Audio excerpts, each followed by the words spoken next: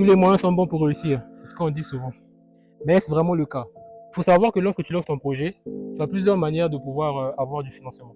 Notamment, tu as tes économies, tu as l'aide de ta famille ou tes amis, tu as l'aide des microfinances. On peut peut-être ajouter la levée de fonds. La levée de fonds a été un moyen, tu portes ton capital, tu décides d'ouvrir à toute personne désireuse qui partage la vision de ton projet, d'investir une certaine somme d'argent. Par exemple, tu vises 5 millions comme cagnotte. La personne qui va apporter, que ce soit 10 000, 20 000, 5 000, 100 000, peu importe, l'objectif, c'est d'atteindre les 5 millions pour que le projet décolle. Et par rapport au contrat, vous allez vous entendre avec les personnes qui vont investir.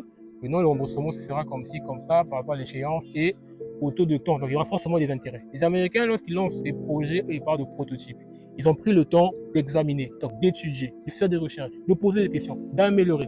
Du coup, le jour où ils présentent leur projet, c'est déjà une chose qu'on peut déjà palper. On a une idée, on sait que si on le lance, c'est vrai que le risque zéro n'existe pas, mais on a dans 100%, on a peut-être 80% de chances de pouvoir vendre notre produit. Mais nous, je généralise pas. On se lève le matin, j'ai plein d'argent, quand il n'y a pas d'argent, je fais une levée de fonds. Le danger, c'est quoi? C'est que tu vas te retrouver endetté. Et tu oublies que dans le projet, il y a plusieurs phases. La phase de lancement, phase de croissance, si tu es encore en phase de lancement, tu vas prendre forcément un coup. Parce que le marché, tu ne le connais pas. Donc du coup, c'est important de prendre le temps déjà de commencer avec ses moyens.